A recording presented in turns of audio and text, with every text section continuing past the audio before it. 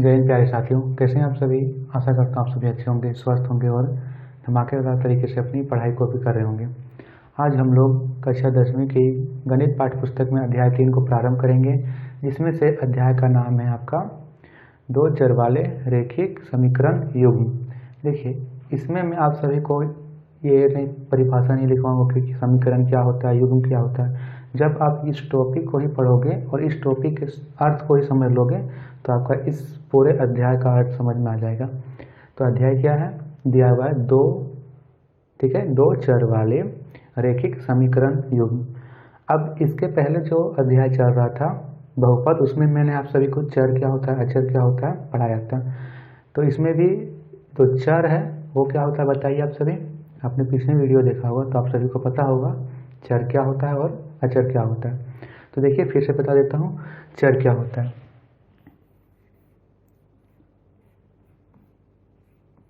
चर होता है जो स्थिर नहीं होता है। चर यानी जो हमेशा चलता रहता है। तो यहाँ पे कहा गया है दो चर वाले क्या क्या हो सकते हैं, चर जो स्थिर ना होता हो, जैसे x, y, z।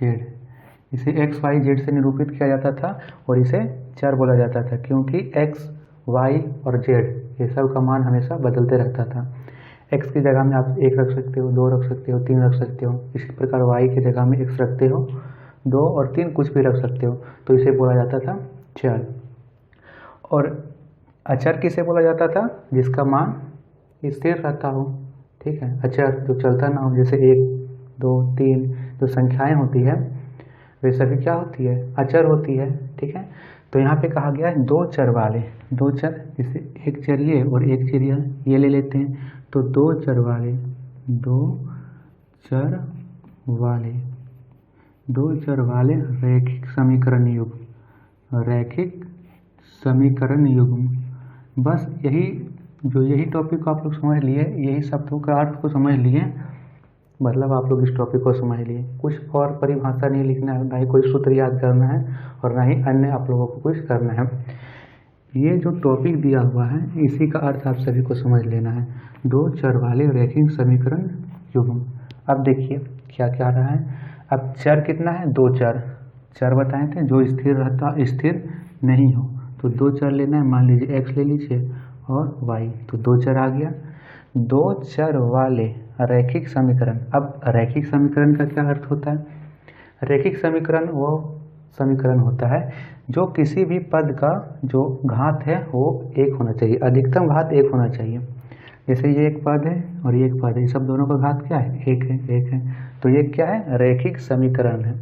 रैखिक समीकरण अभी भी नहीं है। समीकरण तब होगा जब इसका बराबर में कोई संख्या या फिर शून्य लगाएंगे या फिर कोई संख्या 1, 2, 3, 4 इत्यादि रहेगी, तो यह क्या हुआ, समीकरण हुआ। इसके पहले जब हमने लिखा था x + y, ये क्या समीकरण था, ये समीकरण नहीं था, ये एक पद था, या एक पद और एक दो पद था। इसको द्विपद भी बोल सकते हो या फिर बहुपद भी बोल सकते हो, ठीक है। तो इसे हम लोग द्विपद बोलेंगे। जब इसका बराबर में हम लोग शून्य लगा देंगे तो ये होगा रैखिक समीकरण। अब युग्म का अंत मंत्र होता है, युग्म का अर्थ होता है पेयर यानी कि जोड़ा। रैखिक समीकरण हो लेकिन वो क्या हो, किसमें हो, युग्म में हो। तो इसमें एक और रैखिक समीकरण ले लेते हैं, x + y यहाँ पे है, यहाँ पे 2x + 3y ले लेते हैं बराबर में 5। तो ये हो गया एक समीकरण और ये हो गया दो समीकरण, और दोनों समीकरण को एक साथ बोलेंगे रैखिक समीकरण युग्म, ठीक है। इतनी तक बात समझ में आई। बस यही आप लोगों को समझना है, रैखिक समीकरण समझ गए, रैखिक समीकरण युग्म भी समझ गए। अब देखिए एक चीज़ जो इम्पोर्टेंट है इसमें, आप सभी को अपने उसे कक्षा 9वीं में पढ़ा होगा, लेकिन मैं यह मान के चल रहा हूँ कि आपने उसे नहीं पढ़ा या फिर आप उसे भूल चुके हो। पर यदि आप लोगों को याद है तो अच्छी बात है, और नहीं याद है तो एक बार और समझ लीजिए क्या होता है। देखिए, यदि आप सभी को एक रैखिक समीकरण दिया हुआ हो और उससे ग्राफ बनाने को आ जाए, ठीक है, ग्राफ बनाने को आ जाए तो ग्राफ किस प्रकार बनाते हैं एक बार और समझ लीजिए। मान लीजिए रैखिक समीकरण दिया है 2x + 3y बराबर में 9 नहीं, यहाँ पे 15 ले लेते, 15 15 यहाँ पे दिया हुआ है। अब बताइए यहाँ पे इस रैखिक समीकरण से हम लोग ग्राफ किस प्रकार बनाएंगे। ठीक है, ग्राफ बनाने के लिए हम लोग क्या करते थे, कक्षा 9वीं में हमने सीखा था, एक बॉक्स बनाते थे और यहाँ पे लिखते थे x और यहाँ पे लिखते थे y। अब हम लोग यहाँ पे क्या करते थे, x के जगह में कुछ मान रखते थे और उससे y का मान हम लोग का निकल आता था। मान लीजिए यहाँ पे x के जगह में हम लोग रखें 0 रखें, तो 2 x के जगह में क्या रखें 0, तो 0 आया, प्लस 3y बराबर 15। तो यहाँ पे x का मान क्या x का मान तो यहाँ पे 0 आ गया, तो 0 प्लस 3y बराबर 15। तो y का मान क्या आ गया, यहाँ से 3 का पारा 15, 5 बार में 5, यहाँ पे y का मान 5 निकल आया। ठीक है, यहाँ से हम लोग का y का मान 5 निकल आया। समझ में आई बात।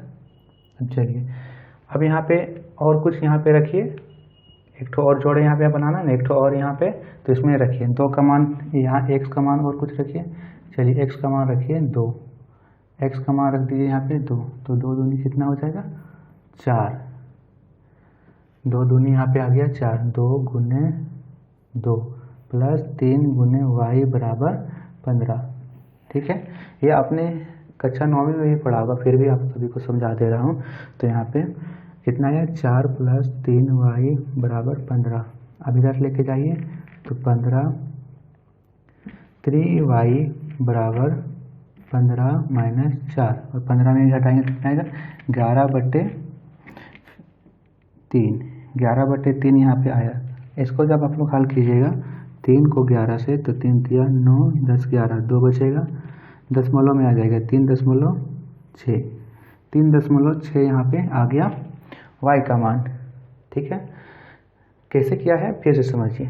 आप लोगों को एक रैखिक समीकरण दिया हुआ है और आप लोगों को क्या बोल रहा है कि इस रैखिक समीकरण को ग्राफीय विधि में दिखाइए, ग्राफ में प्रदर्शित कीजिए कि इस रैखिक समीकरण को आप लोग ग्राफ में किस प्रकार प्रदर्शित कर सकते हो। तो यहाँ पे x का मान कुछ ले लेना है, 0 ले लिए, तो यहाँ पे 0 ले लिए, तो 2 को 0 से गुना किया 0 हो गया, यहाँ पे 0 आ गया। अब 3y में क्या हम लोग गुना करेंगे कि 15 आ जाएगा, तो 3y को हम लोग 5 से गुना करते हैं, तो 3 × 5 = 15 आ गया, पहला हो गया। दूसरा हम यहाँ पे ले लिए x का मान 2, तो 2 दूनी 4, 4 यहाँ पे हो गया। अब 4 इधर जाकर 15 से माइनस हो जाएगा, तो हो जाएगा 11, तो 11 y बराबर आ जाएगा 11/3, हर चीज़ जगह जाएगा 3.6, 3.6 ले लिया। अब देखिए यहाँ पे जो आया है इसे हम लोगों को ग्राफ में दर्शाना था। ठीक है, देखिए बच्चा, इस ग्राफ की जो आवश्यकता आप लोग को 3.1 के प्रश्नों में पड़ेगी, इसलिए मैं समझा रहा हूँ। फिर वहाँ पे ये बोलिए कि सर यहाँ पे आप लोग 3 कैसे ले लिए, कैसे ले लिए, इसीलिए आप लोग समझ लीजिए। यहाँ पे देखिए एक तो ग्राफ बनाना है, ग्राफ ये x अक्ष है x1, और यहाँ पे x ले लीजिए, और यहाँ पे y1, और यहाँ पे y। अब देखिए यहाँ पे जो संख्याएं यहाँ से लीजिए, 1 2 3 4 5, ये प्लस की है, इधर माइनस की, और इधर फिर प्लस की, थोड़ा सा ऊपर जाएगा। आप लोग जब इसे बनाइएगा तो प्रॉपर एक ग्राफ पेपर में बनाइएगा, तो ये अच्छा बनेगा। अब देखिए ये माइनस में कोई संख्या नहीं है, तो यहाँ पे नहीं लिखते हैं। यहाँ पे कितना है शुरू में, x 0 है और y 5, तो x यहाँ पे 0 आएगा और y 5 है, तो यहाँ पे ले लेते हैं। यहाँ कितना आ गया 0 और 5, ये एक आ गया। अब दूसरा क्या क्या आ गया, 2x है 2 और y है 3.6, 3.6 यहाँ यानी कि लगभग यहाँ पे आएगा 3.6, 5 3.6। अब इस दोनों जो लाइन आई थी उसे हम लोग मिला देंगे, और यहाँ पे क्या लिख देंगे 2x + 3y बराबर 15। ठीक था, तो यही तो था, कक्षा 9वीं में भी पढ़ा था। अब चलिए अब हम लोग प्रश्नावली 3.1 को प्रारंभ करते हैं। देखिए आपने बेसिक पढ़ लिया, अब आप लोग इसमें किसी प्रकार का प्रश्न आएगा, मैं आपको हिंट दे दूंगा, आप लोग उससे देखिए कितनी जल्दी आप लोग प्रश्नों को हल कर लोगे। प्रश्न पढ़िए क्या कह रहा है, प्रश्न को पढ़िए, फटाक से हम लोग कर लेते हैं। देखिए इसमें जो कहा गया है रेखिक समीकरण युग में कि आप लोगों के सामने कुछ समस्याएं दे दी होंगी और कहेगा कि आप लोग इससे उत्तर ज्ञात कीजिए या फिर जो समस्याएं दी हुई है उसे बीजगणितीय रूप में या फिर ग्राफीय रूप में प्रदर्शित कीजिए। देखिए पहला प्रश्न क्या कह रहा है। पहला प्रश्न कह रहा है आफताब अपनी पुत्री से कहता है 7 वर्ष पूर्व मैं तुमसे 7 गुनी आयु का था और अब से 3 वर्ष बाद मैं तुमसे केवल 3 गुनी आयु का रह जाऊंगा। क्या यह मनोरंजक है? इस स्थिति को बीजगणितीय एवं ग्राफीय रूपों में व्यक्त कीजिए। देखिए इस प्रश्न को समझिए पहले क्या कह रहा है। एक आफताब है, आफताब वह अपनी पुत्री से कहता है कि 7 वर्ष पूर्व मैं तुमसे 7 गुनी आयु का था, ठीक है, और अब से 3 वर्ष बाद मैं तुमसे केवल 3 गुनी आयु का रह जाऊंगा। तो चलिए पहले हम लोग मान लेते हैं। क्या मानते हैं? माना आफताब की आयु। अब हम लोग को तो आफताब की आयु पता नहीं है, तो आफताब की वर्तमान आयु को मान लेते हैं x वर्ष। यहाँ पे x लिखा हुआ है, x वर्ष, और यहाँ पे आफताब की पुत्री की आयु, आफताब की पुत्री की वर्तमान आयु, पुत्री की वर्तमान आयु। अब ये भी हम लोग को नहीं पता है, तो इसे हम लोग मान लेते हैं y वर्ष। यहाँ पे y लिखा हुआ है और वर्ष, y वर्ष यहाँ पे लिखा हुआ है, देखिए, और यहाँ पे x वर्ष। अब चलिए प्रश्न क्या कह रहा है। प्रश्न कह रहा है कि जो 7 वर्ष पूर्व जो आफताब है वो अपनी पुत्री के 7 गुनी आयु का था, ठीक है, तो 7 गुनी आयु का था, 7 वर्ष पूर्व अपनी पुत्री के 7 गुनी आयु का था। तो यहाँ पे आफताब है और यहाँ पे उसकी पुत्री है, और 7 वर्ष पूर्व का मतलब है इसमें से 7 माइनस करेंगे, जो अभी वर्तमान आयु उसमें 7 माइनस करेंगे तभी तो 7 वर्ष पूर्व, इसमें भी 7 माइनस कीजिए। और इससे कितना गुना था? तो 7 गुना था, तो इसको 7 से गुना कीजिए, ठीक है। इसे 7 गुना था तो 7 से यहाँ गुना करेंगे, तो यहाँ कितना आएगा? x माइनस 7 बराबर, इसको हल कीजिए, 7 को y से गुना करेंगे तो 7y माइनस 49, ठीक है, ये आ गया। अब यहाँ पे कीजिए x माइनस, अब जो यहाँ पे चर पद है उसको चर पद के साथ लाइए, तो 7y इधर लेते आए, इधर कितना बचेगा? माइनस का 49, और ये माइनस है यहाँ पे, तो इधर जाके कितना हो जाएगा? प्लस का 7, ठीक है। इसे हल करेंगे तो आएगा 7 माइनस x माइनस 7y बराबर, यहाँ पे माइनस और प्लस, माइनस प्लस क्या होता है? माइनस, और 49 में 7 घटाएंगे तो माइनस का 42, ठीक है। ये आ गया हम लोगों का समीकरण 1। कैसे आया फिर से समझिए। यहाँ पे कह रहा था कि आफताब जो है वो अब 7 वर्ष पूर्व अपनी पुत्री की वर्तमान, जो 7 वर्ष पूर्व आफताब की आयु उसके पुत्री की आयु की 7 गुनी थी, तो यहाँ पे दोनों की आयु में से पहले 7 घटा लिए, और ये जो बोरा है इसकी 7 गुनी थी, तो इसको 7 से गुना कर देंगे, यही तो प्रश्न है। तो इसको 7 से यहाँ पे गुना कर दिए, इसको हल किए तो यहाँ पे x माइनस 7 उतर गया, 7 को y से गुना किए तो 7y, और 7 को 7 से गुना किए तो 49 आ गया। फिर से यहाँ पे x, तो x लिखें, 7y यहाँ पे चर पद इसके साथ है, तो चर पद को चर पद के साथ यहाँ पे लिख दिए। अब यहाँ पे माइनस का 49 बच गया, यहाँ पे 7 जो था वो माइनस में इधर था, बराबर के इधर जाएगा तो प्लस का 7 इधर आ जाएगा। फिर यहाँ पे नीचे में x माइनस 7y लिख दिए, बराबर में प्लस माइनस आया, तो 49 में से 7 घटाएंगे तो 42, दोनों में से बड़ा 49 है और 49 के आगे माइनस लगा हुआ है, तो इसके आगे भी माइनस लगा देंगे। ये हो गया हम लोग का समीकरण पहला। 2 समीकरण ज्ञात करना है, ठीक है। रेखिक समीकरण युग्म मतलब क्या होता है? पेयर, तो हम लोग को जोड़े ज्ञात करना है, एक ठो आ गया है और दूसरा का ज्ञात करिए। अब क्या कह रहा है कि 3 वर्ष पश्चात जो है आफताब अपनी पुत्री की केवल 3 गुनी आयु का रह जाएगा।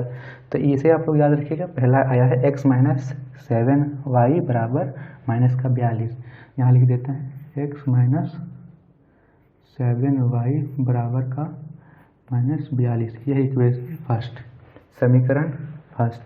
चलिए दूसरा भी करते हैं। दूसरा यहाँ पे है 3 वर्ष पश्चात। 3 वर्ष पश्चात जो है वो क्या है, 3 वर्ष पश्चात, 3 वर्ष पश्चात यहाँ लिखें। और जो आफ्ताब की आयु है 3 वर्ष पश्चात, वो अपने पुत्री की आयु की 3 गुनी है। तो यहाँ पे 3 वर्ष पश्चात है तो दोनों में क्या होगा, 3 3 जुड़ जाएगा। इसमें भी 3 जोड़िए, x + 3, और पुत्री में भी 3 जोड़िए, y + 3, और इसकी 3 गुनी तो इसको 3 से यहाँ पे गुना कीजिए। यही तो करना है। अब देखिए x + 3 यहाँ पे उतर गया, 3 को y से गुना करेंगे तो 3y, 3 को 3 से तो 9 प्लस का 9। अब 4 पद को 4 पद के साथ लाइए, x + 3y है तो 3y, ठीक है। यहाँ पे प्लस है ना, प्लस है तो इधर पे आएगा तो माइनस का हो जाएगा। यहाँ पे प्लस है तो इधर पे आएगा तो माइनस का हो जाएगा। तो x - 3y बराबर प्लस का 9, और यहाँ पे जो है प्लस का है, इसके इधर जाएगा तो माइनस का हो जाएगा, माइनस का 3। ये समझ में आया। अब इसको कीजिए, x - 3y बराबर माइनस प्लस माइनस, और 9 में से 3 जाएगा तो 6, 9 में से 3 जाएगा तो 6। कैसे किया फिर से समझिए। बोल रहा है 3 वर्ष पश्चात जो आफ्ताब की आयु है उसकी पुत्री की आयु से 3 गुनी होगी।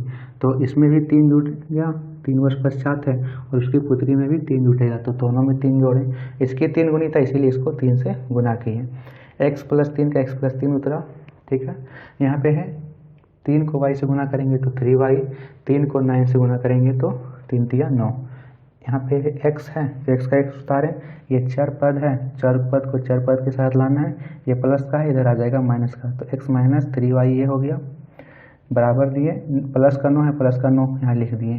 अब इस अचर पद को अचर पद के साथ ले जाइए, यहाँ पे प्लस का 3 है, यहाँ पे आ जाएगा माइनस का 3, और इसे घटाएंगे तो आएगा 6, और दोनों में से बड़ा है 9, 9 के आगे प्लस है, इसीलिए इसके आगे प्लस लगाइए या नहीं लगाइए कोई दिक्कत नहीं है। ये आ गया समीकरण 2।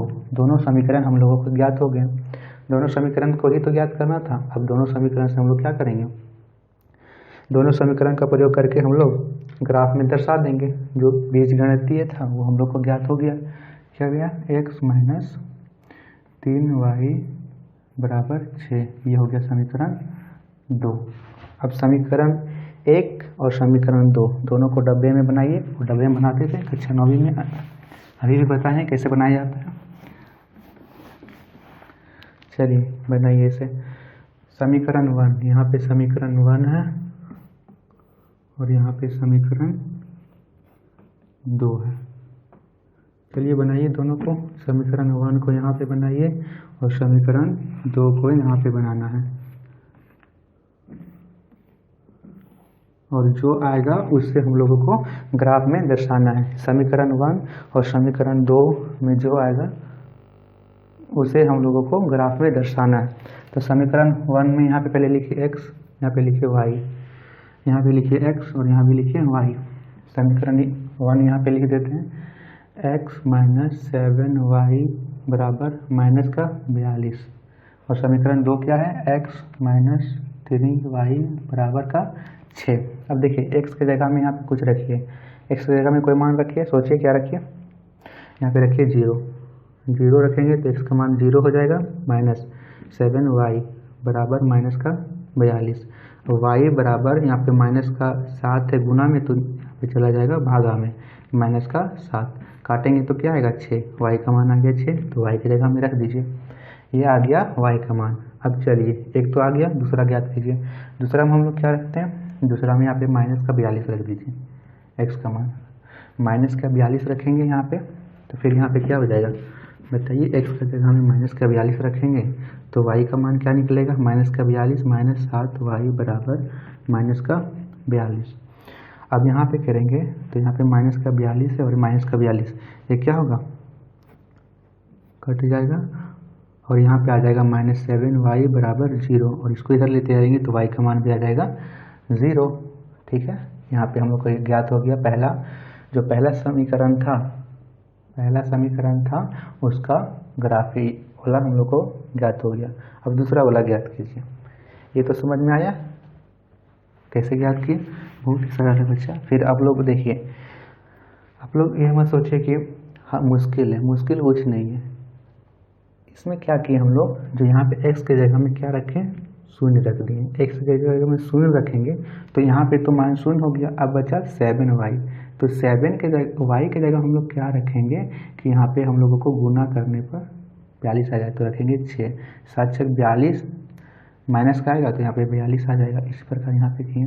समीकरण 2 में यहाँ पे x माइनस 3y बराबर 6, इसके शुरू में लिख लीजिए शून्य, ठीक है, शून्य लिख लीजिए। शून्य लिखेंगे तो 3 को यहाँ पे बच गया शून्य। अब 3 को किससे गुना करेंगे कि 6 आ जाएगा। माइनस का है तो -2 से गुना कीजिए, माइनस माइनस प्लस हो जाएगा, 3 दूनी 6। अब यहाँ पे y की जगह में क्या रख सकते हो, y की जगह में फिर 0 रख दीजिए। 0 लिखिएगा तो ये पूरा 0 हो जाएगा, माइनस का 0 हो जाएगा।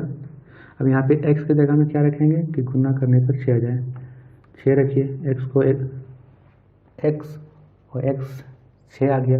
ये समीकरण 1 और समीकरण 2 दोनों हम लोगों को आ गए, ठीक है। यहाँ पे कितना है 0, 6 माइनस का 42 और 0।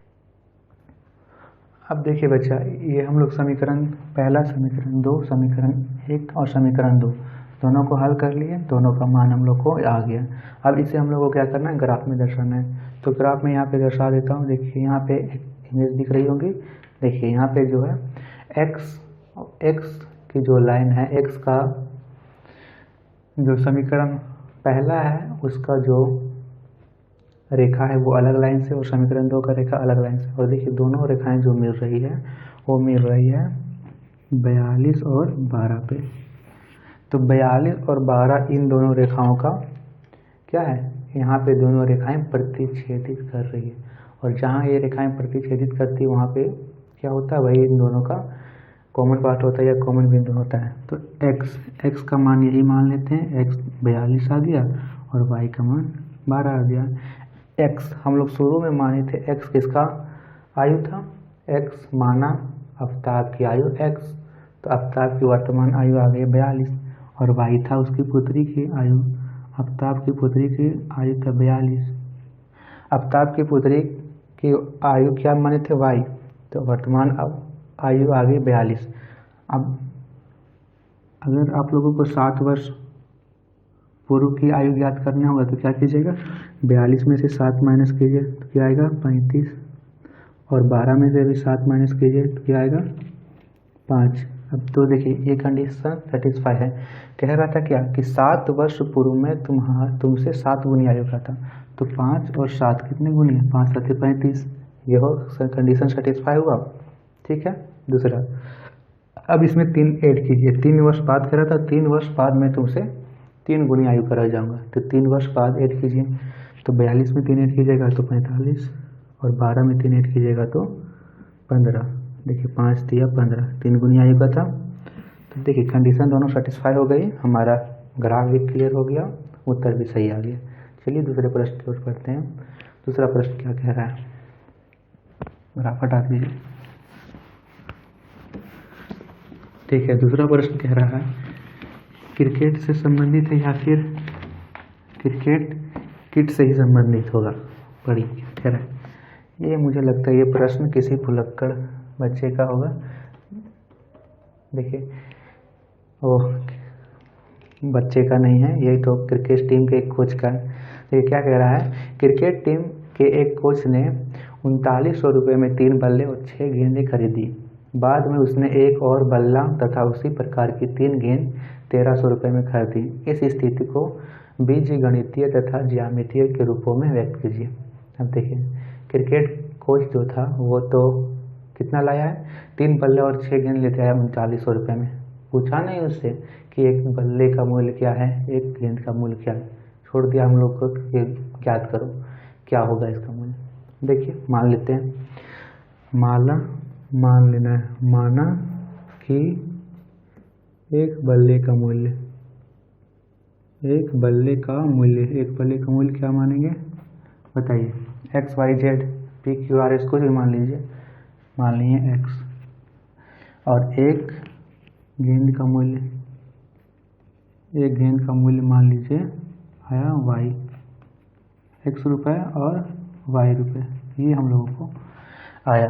तो शुरू में क्या कहा गया था कि कितने गेंद थे, 3 बल्ले और 6 गेंद। तो 3 बल्ले क्या था x और 6 गेंद 6 और 1 गेंद का था y, तो 6y बराबर 3900। ये था इक्वेशन 1, समीकरण 1। दूसरा क्या कह रहा है कि 3 गेंद ही लाया है और बल्ला एक भी नहीं है, तो बल्ला एक भी नहीं है तो x + 3y बराबर 1300। ये आ गया समीकरण 2।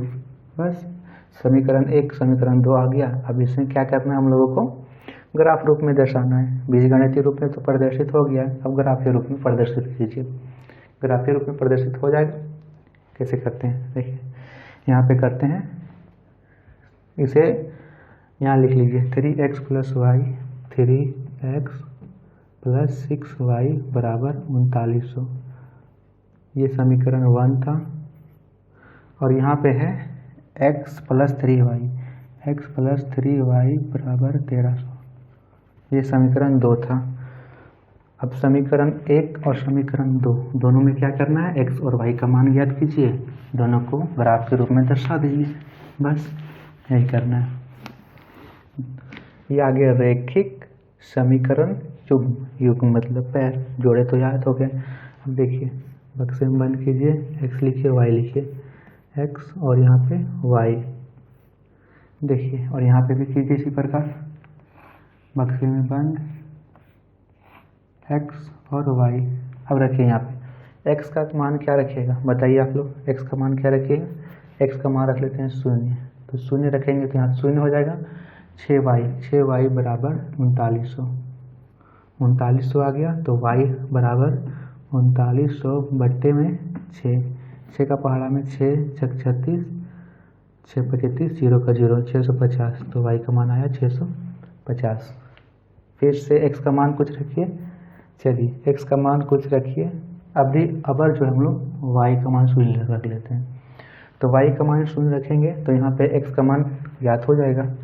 कोई भी एक मान मान लेना है, उससे आप लोगों को x का मान ज्ञात हो जाएगा। और ऐसा मान मानिएगा कि संख्या पॉइंट में नहीं है, दशमलव में नहीं है, तो यहाँ पे आएगा 0, 3x बराबर 3900। तो x बराबर 3900 बट्टा में 3, 3 एकम 3, 3 3 9, 0 का 0, यहाँ पे आ गया 1300। यहाँ पे आ गया 1300 और यहाँ पे 0। ये समीकरण 1 था और ये समीकरण 2। समीकरण पहले का मान ज्ञात हो गया, इसे हम लोग ग्राफ में दर्शा सकते हैं। चलिए समीकरण 2 का भी मान ज्ञात कर लेते हैं, फिर दोनों को साथ में ही दर्शा देंगे।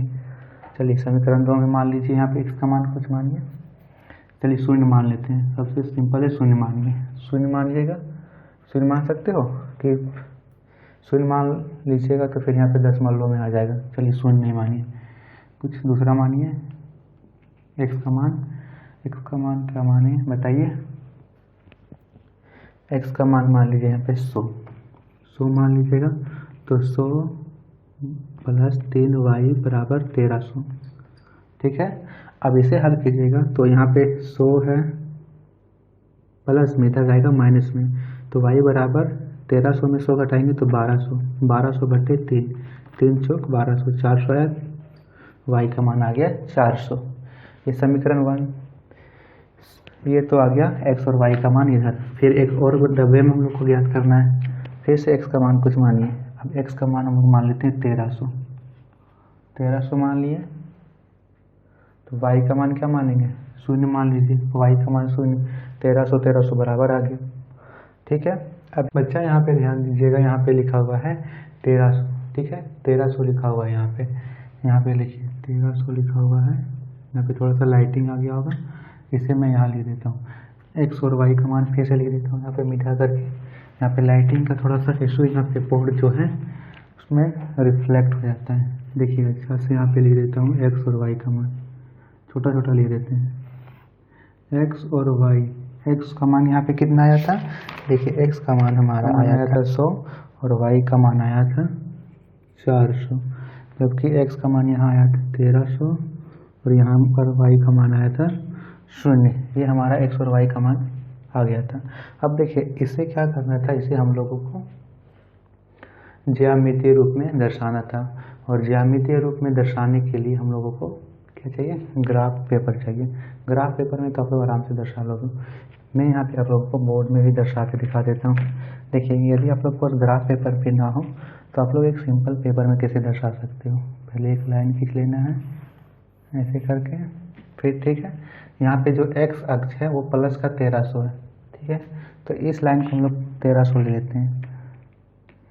1300 लेने के लिए हम लोगों को क्या करना होगा, 1300 लेने के लिए क्या, 1-1 सेंटीमीटर का हम लोगों को 1300 लाइन करना होगा, तो बहुत ज़्यादा हो जाएगा। हम लोग पैमाना ले लेते हैं। पैमाना हम लोग कुछ मान लेते हैं, जैसे पैमाना हम लोग मानते हैं जो 1 सेंटीमीटर है वो 100 इकाई के बराबर है। 1 सेंटीमीटर 100 इकाई के बराबर है, हम लोग पैमाना मान लेते हैं। पैमाना हम लोग मान लिए 100 इकाई, तो यहाँ पे हम लोग लिखते हैं इसके स्केल से 1 सेंटीमीटर के नाप पर आप सभी को यहाँ पे करते जाना है। मैं थोड़ा सा ज़्यादा ले रहा हूँ ताकि अच्छी समझ में आए। देखिए यहाँ पे लेना है, और 1 सेंटीमीटर 100 इकाई, इसीलिए 100, फिर यहाँ पे 200, 300, 400, फिर यहाँ पे लेते हैं 500, 600। थोड़ा सा लंबा यहाँ पे खींच लेता हूँ लाइन ताकि अच्छा से दिखे। ये देखिए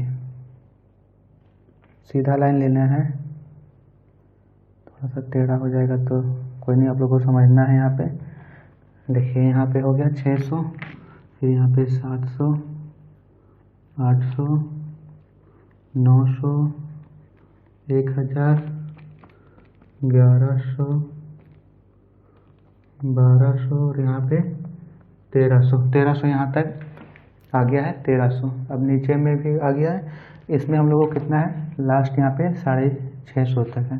यहाँ 700 से मान लेते हैं, 100, 200, 300, 400, 500, 600 और यहाँ पे 700। ये x अक्ष है और ये y अक्ष है, ठीक है। ये समझ में आया, x अक्ष और y अक्ष। तो देखिए ये x अक्ष है और ये y अक्ष है। अब x अक्ष पे हम लोगों को क्या दिया हुआ था, x अक्ष में हम लोग को दिया हुआ था 0। समीकरण 1 में से x अक्ष का पहला मान था 0, तो 0 यहीं पे होता है, और y 650, तो 650 यहाँ पे आएगा, y 650, ठीक है। यहाँ पे कितना है, 0 और 650, ये आ गया।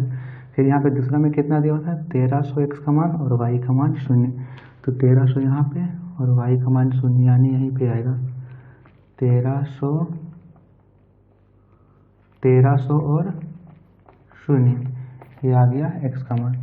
फिर समीकरण 2 का हम लोग हल करते हैं। इससे पहले हम लोग इस सब दोनों को मिला लेते हैं। एक सीधा लाइन लेकर हम लोग इस सब दोनों को ऐसे मिला लेना है। स्केल से यहाँ पे आप लोगों को ऐसे मिला लेना है, ठीक है।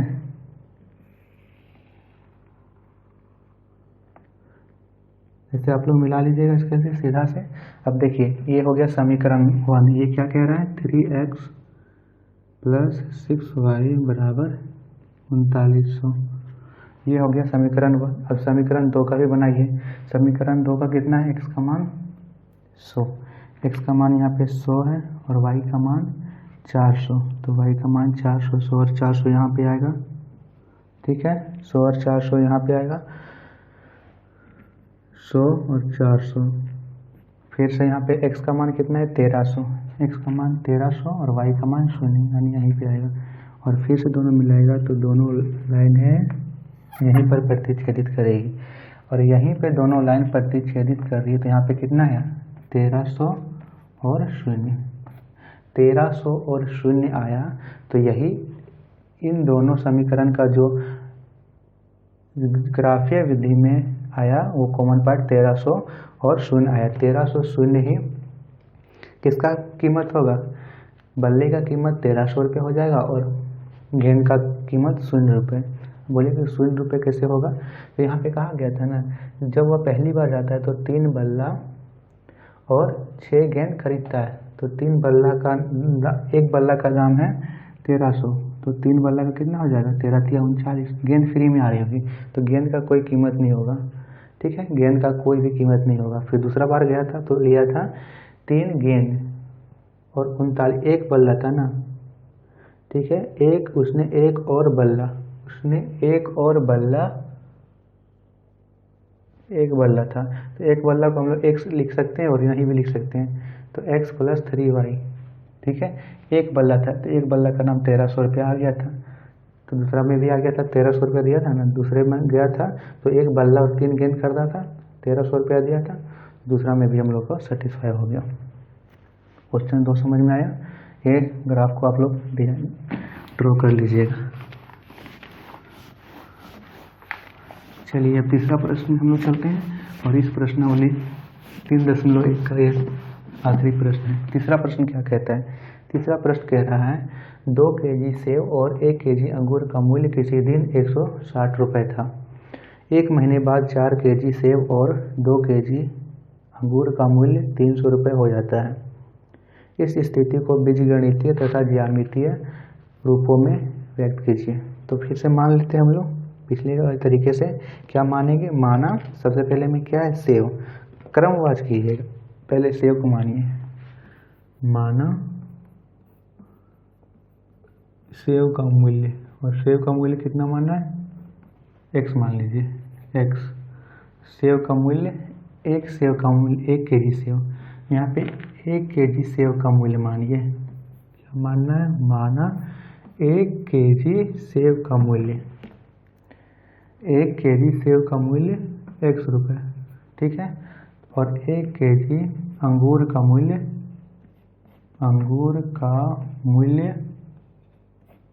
y रुपये, 100 रुपये यहाँ पे 1 kg सेव का मूल्य है और y रुपये 1 kg अंगूर का मूल्य। किसका है? यहाँ पे अंगूर है, अंगूर का मूल्य। पहला में क्या कह रहा है? जब पहले था 2 kg सेव और 1 kg अंगूर का मूल्य 160, तो 2 kg क्या था? सेव, तो 2x + 6 kg अंगूर, 6y बराबर कितना था? 160, ठीक है। 2 आया 2 kg सेव, तो 2 kg, 1 kg का दाम है 100 रुपये, तो 2 kg का 2x, और अंगूर का 1 kg का दाम है y रुपये, तो 6 kg का 6y, ठीक है ना, यही था। 6 kg नहीं है, 1 kg है, 1 kg यहाँ पे, तो 2x + y हो जाएगा, 160 हो गया। अब दूसरे में कह रहा है, और अगले दिन क्या होता है? 1 महीने बाद 4 kg सेव और 2 kg अंगूर, 4 kg सेव और 2 kg अंगूर का मूल्य कितना हो जाता है? 300 रुपये। ये आ गया 4 kg सेव, 1 kg का दाम है 4x रुपये, तो 4 kg का 4x, अंगूर का 1 kg का दाम है y रुपये, तो 2 kg का 2y, किसके बराबर दे रखा है? 300 के बराबर, 300 के बराबर ले रही है। अब यहाँ पे देखिए, इसे मान लेते हैं समीकरण 1 और समीकरण 2। चलिए यहाँ पे लिख लेते हैं, क्या है? 2x + y बराबर 160, ये है समीकरण 1। समीकरण 2 क्या है? समीकरण 2 कह रखा है कि 4x + 2y बराबर 300, ये क्या रखा है? समीकरण 2। समीकरण 2 ये रखा है। इसे हम लोग ग्राफ पेपर में या फिर ग्राफीय विधि में हम लोग इसे दर्शाते हैं। तो देखिए ग्राफीय विधि में दर्शाते हैं, इसे मिटा देता हूँ, ये हम लोग को जरूरत है, खत्म हो गया। इसे आप लोग नोट भी करते रहिएगा। अब यहाँ पे बनाते हैं, धब्बा बनाएंगे, x यहाँ पे और y, इसी प्रकार यहाँ पे बक्सा बनाना है और यहाँ पे भी x और यहाँ पे y लिखना है। अब देखिए यहाँ पे x का मान क्या रखें? x का मान को सोच लीजिए, x का मान को सोचिए। हम शुरू में सोचते हैं 0, अब x का मान आ गया 0, तो 2 को 0 से गुना करेंगे 0, y बराबर 160, 160 सीधा लिख देंगे, y का मान 160 आ जाएगा ना, तो 160 लिख दिए। अब x का मान फिर से कुछ सोचिए, x का मान हम सोच लेते हैं। सोचिए x का मान क्या रखेंगे? आप लोग सोचिए x का मान क्या रखना है। x का मान हम लोग रख लेते हैं 160। अगर 160 100 का मान 160 रखेंगे तो ये ज़्यादा हो जाएगा, फिर यहाँ पे माइनस का रखना होगा। 160 हम लोग को नहीं रखना है। सोचिए क्या रखें, x का मान हम लोग रख लेते हैं 2 80 रख लेते हैं, ठीक है। 80 दूनी 160, तो 80 रखेंगे तो x का मान हो गया 160। 160 प्लस y बराबर 160, तो y का मान कितना हो जाएगा। 160 में से 160 घटेगा तो ये प्लस माइनस कट गया, बचेगा 0। तो यहाँ पे 0 आ गया x का मान, y का मान। x का मान यहाँ से 80 और y का मान 0 आ गया। समीकरण 2 को हल कीजिए। x का मान कुछ रखिए, x का मान कुछ रखिए, यहाँ पे x का मान फिर से 0 रख देते हैं। 0 आया तो 2y बराबर 300, y बराबर कितना आएगा 300/2। हल कीजिएगा तो कितना आएगा, 2 का पारा 300, 150 बार में, तो यहाँ पे 150 आ गया। अगर यहाँ पे फिर समझिए, अगर हम लोग x के जगह में 0 रखेंगे तो यहाँ पे ये पूरा 0 हो गया, 4 को 0 से गुना करेंगे 0, बचा 2y बराबर होगा 300 का y। अब 2 को हम लोग इधर लेके जाएंगे तो 2 भागा में चल जाएगा, यहाँ पे 2 गुना में है ना, तो भागा में चला जाएगा। 2 का पहाड़ा में काटेंगे तो 150 बार में कट जाएगा। अब देखिए कैसे करेंगे, ये हो गया। फिर से यहाँ पे हम लोगों को एक तो कुछ मान रखना है, तो एक तो मान रख लीजिए 4 का मान 25, 4 का मान 25 रख लीजिए। 4 का मान 4 नहीं, x का मान रख लीजिए 25, तो 25 चौक 100 हो जाएगा, प्लस 2y बराबर 300, यही होगा। अब यहाँ पे 2y बराबर क्या हो जाएगा बताइए। यहाँ पे 100 रखे हैं और हम लोगों को लाना है 300, तो 2y को किससे गुना करेंगे कि हम लोगों का मान 300 आ जाए। 2y बराबर 300 प्लस 100, तो 2y बराबर, यहाँ पे प्लस नहीं होगा माइनस होगा, ये 100 इधर जाएगा तो माइनस का हो जाएगा, तो यहाँ पे आ जाएगा 300 में 100 गया तो 200, तो y का मान आ गया 100, तो y को रखेंगे 100। देखिए यहाँ पे फिर से समझिए इसे मैंने कैसे किया। यहाँ पे मैंने लिया x का मान 25, x का मान 25 रखेंगे तो यहाँ पे हो जाएगा 25 चौक 100, 100 आ गया। 2y है तो 2y उतार दिए, बराबर का 300 तो 300 उतार दिए। अब जब 2y को इधर लेंगे, ठीक है, यहाँ पे लिख दिए 300 है। अब जब x यहाँ पे 100 को इधर लेंगे तो 100 किस में आ जाएगा माइनस में, यहाँ पे प्लस का इधर आ जाएगा माइनस का। 300 में 100 घटाएंगे तो 200, और फिर y का मान आ जाएगा यहाँ से 100। 100 कैसे आया, y बराबर यहाँ पे आया ना 200/2 काटेंगे तो 100 ही आएगा, 100 यहाँ पे इस प्रकार आया। अब देखिए इसे आ गया है, इसे हम लोग को किस में दर्शाना है, ग्राफ पेपर में। ग्राफ पेपर में दर्शाइए आसानी से। क्या करना है, पहले ग्राफ पेपर में ये निशान आता है, यहाँ पे लिख लेना है। अब पैमाना हम लोग को कितना लेना होगा, पैमाना यहाँ पे देखिए 160 है, y का मान 160 और x का मान अधिकतम गया है 25 तक, 80 तक गया है x का मान अधिकतम। तो यहाँ पे उसी के हिसाब से हम लोगों को पैमाना ले लेना है। पैमाना आप लोग 10-10 का ले सकते हो, यानी 1 सेंटीमीटर बराबर 10 इकाई लेना है। तो 10, 20, 30, 40, 50, 60, 70 और यहाँ पे 80, ये 80 तक आ गया। y का मान हम लोग को कितना तक लेना है, 160 तक। तो यहाँ से लेना है 10, 20, 30, 40, 50, 60, 70, 80, 90, ठीक है, यहाँ पे 90 और यहाँ पे 100। इसे थोड़ा सा मिटा देता हूँ, इसे आप लोग ग्राफ पेपर में बनाइएगा, तो ग्राफ पेपर में ये चीज़ें क्या होंगी आसानी से आ जाएगी। यहाँ पे बता रहा हूँ बोर्ड में, इसीलिए यहाँ पे लिख देता हूँ। x का मान इधर बगल में लिख देता हूँ, x और y। x कितना आया है 0 और 80, और यहाँ पे y का मान कितना आया है 160 और यहाँ पे 0। अब यहाँ मिटा देता हूँ ताकि हम लोगों को यहाँ ग्राफ में दिक्कत ना हो। देखिए यहाँ तक आया है, इसे यहाँ पे सीधा ले लेते हैं 90, 100, 110, 120, 130, 140, 150 और यहाँ पे 160 आ गया। अब देखिए समीकरण 1 था ये। समीकरण 1 में x और y का मान रखिए, x का मान 0 और y का मान 160। 0 और 160 यहाँ पे आएगा, यहाँ पे लिख लिए। 0 और 160 को यहाँ पे आया तो यहाँ पे लिख लिए 0 और 160। दूसरा में क्या है 80 और 0, x का मान 80 और 0 यहाँ पे आया 80 और 0, दोनों को मिला दीजिए,